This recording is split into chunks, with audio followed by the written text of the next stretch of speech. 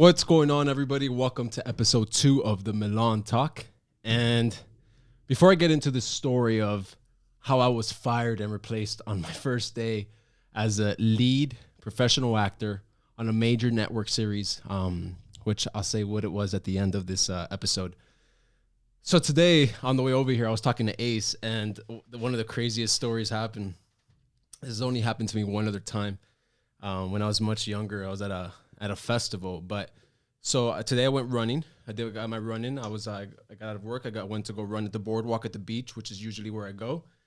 And everything was good. And I decided, hey, let me go take a quick dive in the ocean, cleanse myself and just refresh myself from that crazy ass heat. So I'm walking to the beach. I put my stuff down. And as I'm putting my stuff down, I see there's something missing. And I'm like, where are my keys? Where are my car keys? And on my car keys, my house key, right? So I'm like, no way. I do the check everywhere, the pockets that you don't even have, and you're just checking. You're like, man, is there a hidden pocket in these? So I'm checking, and I'm like, shoot, I lost my car keys. I just lost my car keys. I have to go meet up AC right now at the studio in about 30 minutes. It's like 3:30. I have to be here by 4. I'm freaking out, so I make my way all the way back. I'm retracing my steps. I'm on the sand.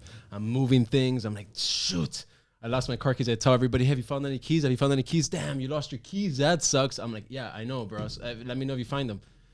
So I make it to the car. Nothing. It's locked. I'm like, shoot. I make my way back, and I'm checking the sand. It looks like I'm one of those treasure hunters. All of a sudden, from the corner, by the way, I say I've been praying this whole time. God, please, God, I need to find my car keys. I'm pressed for time, and this would be the last thing I need right now. So I'm looking on the sand. I'm looking everywhere. And I'm walking this way, and all of a sudden, I just turn, and something silver catches my eye. And I'm like, no, please. So I'm coming closer. I'm getting closer, right? And then it was basically, on my keychain, it's 2 keys.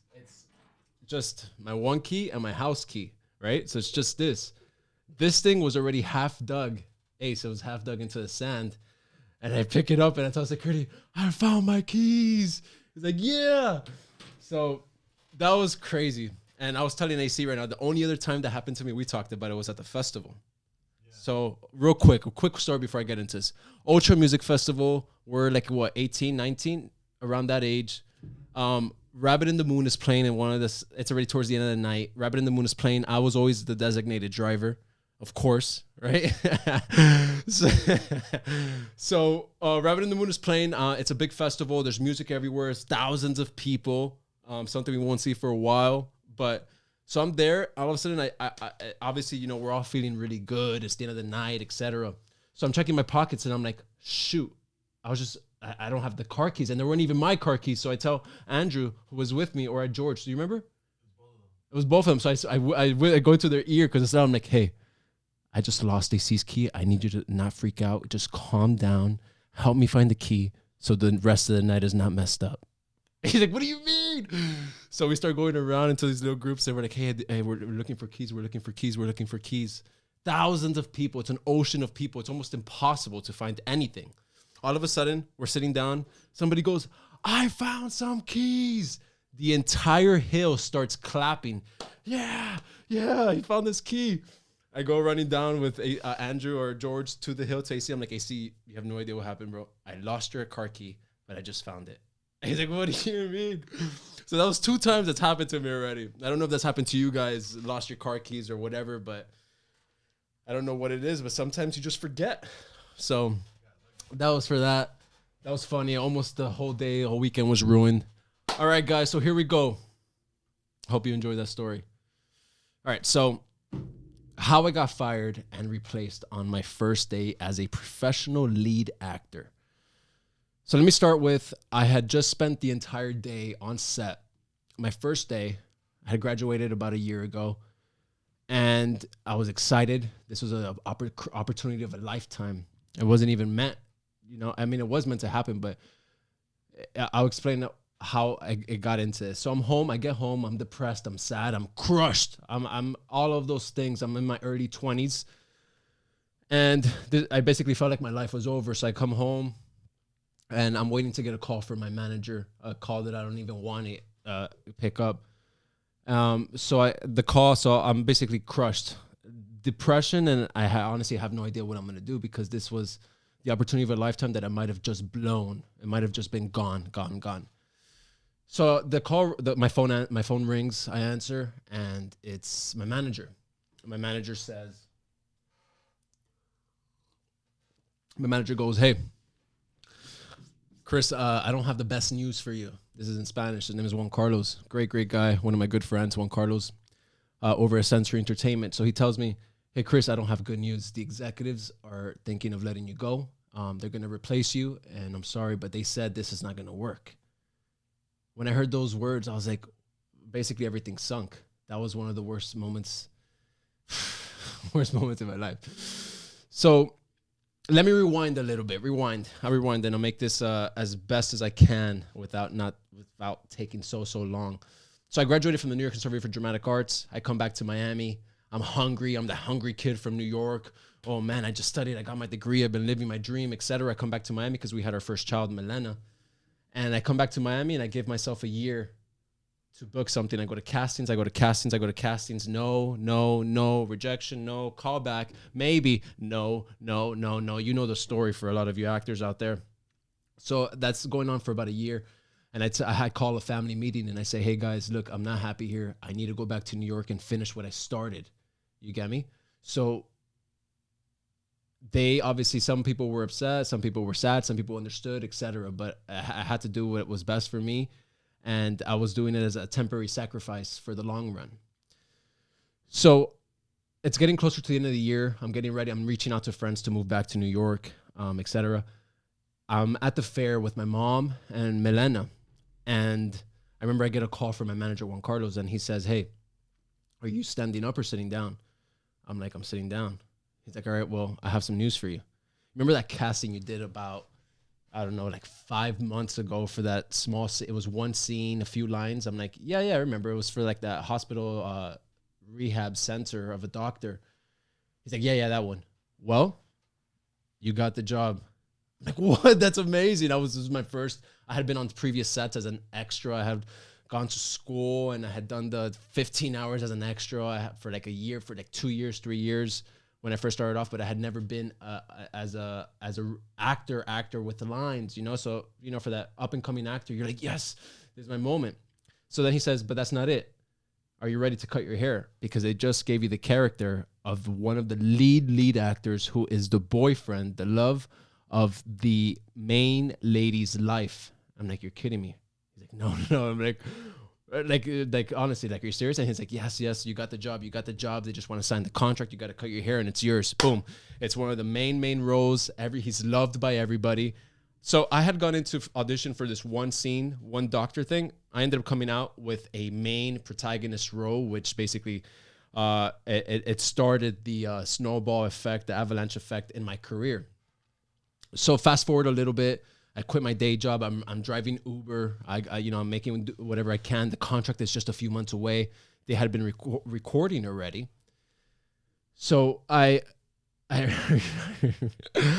when you study when you're in New York, it's very like serious. It's like, it's rigorous. It's like, hey, take this serious. It's a fun, but you better take this serious because it's your career. And if you're serious about this, you got to do what you have to do and study like any other profession. So I was used to getting my script and studying right away, devouring it and making notes, the whole thing highlighted. For you actors out there, that you really have to do your homework, just basically basic homework. So I was used to that. I had just gone to university for 2.5 years. So I was asking the production, "Hey, I need to get my script. I want to study. I want to start working on my character." Now, this role was based on somebody in real life. So I had some stuff to go off of, but I didn't have the blueprint. I didn't have the map that the production is going by. And that's the most important thing, right? So I'm asking for the script maybe every other week, every week. It's been months, it's been weeks. So one Sunday on a weekend, I get an email. "Hey, tomorrow call time is at 7:30 a.m., 8 o'clock a.m. And you have there. I look at the call sheet. There's about 21, 22 scenes on this call sheet. I'm in about 18 or 19 of them because this unit was basically in my house. It was all the scenes in my house. So I get that email and I start freaking out because it's a call sheet. It's when you're filming a TV series, it's not like you go in order, chronological order. That's does not exist for the most part. So you could shoot the first day your character shows up in the series. You can shoot the last day, etc. It's all jumbled up and it's between episodes, it's between chapters. So it's once I got that, I had to go back and forth between, let's say, estimate about 12 or 13 different chapters because I had one scene in chapter, let's say 13 and another scene in chapter 27. You have to read every single chapter. You can't just read the scene and be like, perfect. Oh, perfect. I know. No, you can't. What if the guy, you need to know the exact story. So I get this, I get everything. I'm freaking out. I drink an energy drink. I'm saying, I don't know how I'm going to do this. There's just no way to, I mean, I tried my best. I was up till like 6:30 in the morning. I took a shower and I went straight to set. I show up on set. I'm getting stressed out already. Yeah. I show up on set, freaking out, shitting my pants. I'm a young kid. First time on a professional set. This entire unit is meant for my character in his house. So I'm in my trailer. I'm changing my wardrobe, but it's excitement, but at the same time, I have no idea how this is gonna turn out. So I go. They call me. I'm going into set. It's about, you know how it is. For people who don't know, it's about 14, 15 people in one room. Right now, I only have Ace, which is awesome.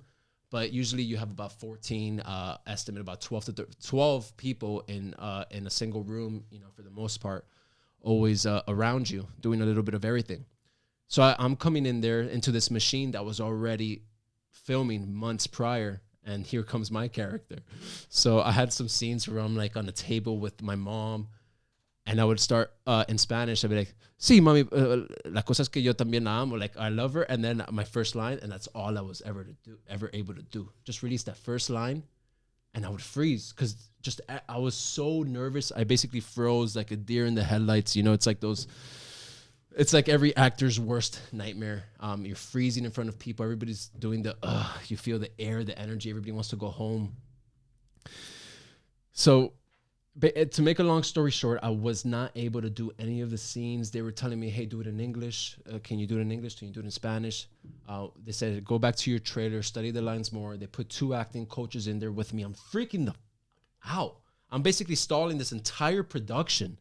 You know, everybody's ass is on the line, and I'm the one stalling it. And they basically, while I was in my trailer, they called the executives. My manager calls me. He goes, hey, what the heck is going on? I just got a call from all the top executives of the actual TV station, of the television network, that what's going on? This is not going to work. You're holding everything up, and this is not what we expected. So I'm freaking out, about to lose my job. I'm calling Michelle.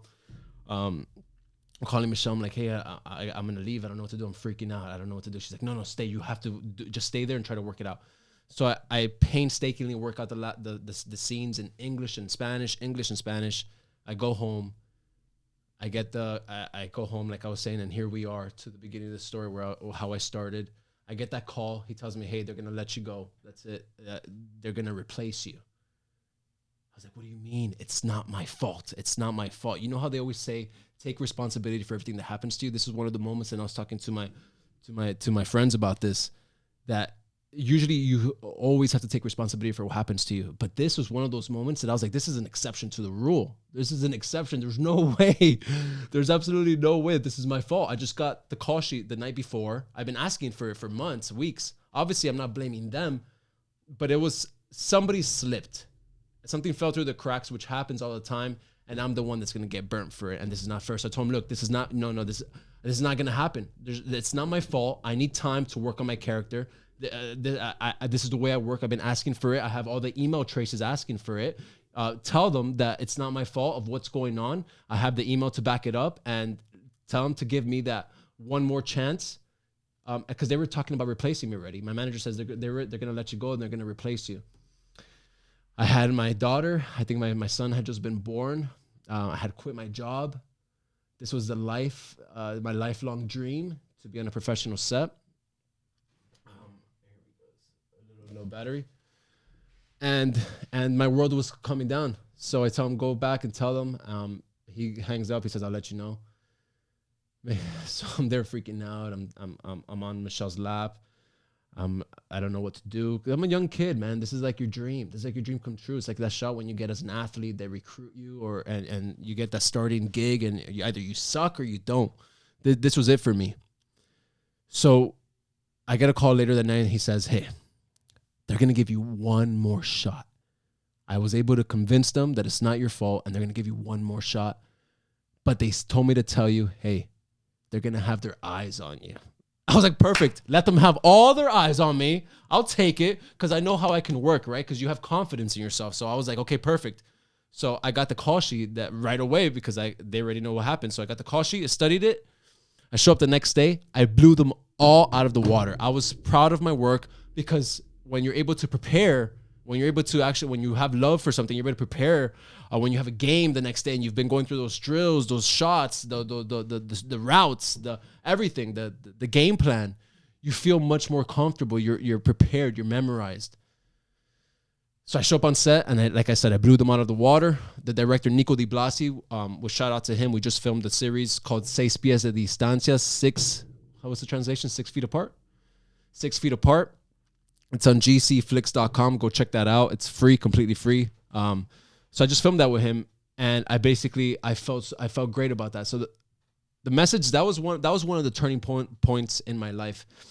And and I know it might seem trivial to a lot of people because it's acting, like come on. But you have to understand when that's their love, like when you tell a runner, your leg is messed up, you can't run. When you tell a quarterback, hey, your arm is destroyed, you can't throw anymore.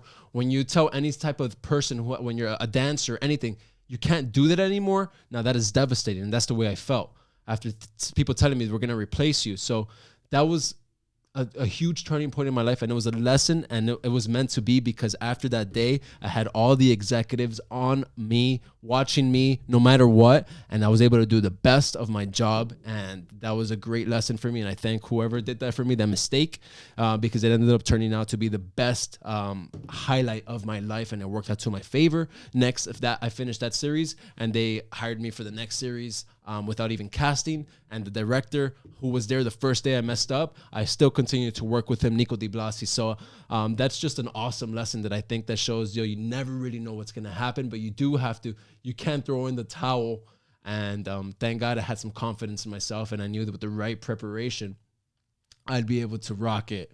So I think that's a great lesson. And that's basically it. That was that was how I ended up standing my ground and just, taking advantage of the opportunity, of the obstacle that shows your way, because everything that comes your way. It's either an obstacle or an opportunity, or it could be both, but you always have to capitalize on it. So that was my story. I have some good stuff coming up as well. Ace, you have anything to say, brother? That's my homeboy back there, producer. All right, guys, I hope you guys have a great weekend, great week. Whenever you watch this, please like, subscribe, comment, ask me any questions for all you aspiring actors or just anybody out there. Shoot me a message, follow me on my social media platforms. AC's is at Carabotta. Great producer. If you have any tech questions, he's the guy to go. He's my homie, my brother for life.